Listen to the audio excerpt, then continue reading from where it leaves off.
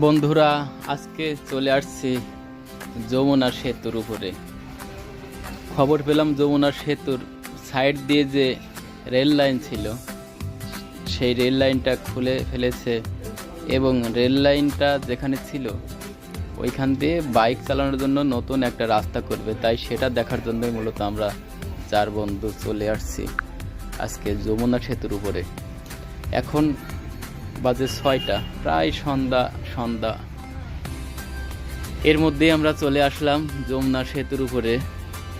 তো এই যে রেল লাইনটা দেখতে পাচ্ছেন, দেখেন এটা কিন্তু প্রায় অনেকটাই খোলার কাজ শেষ হয়ে গেছে।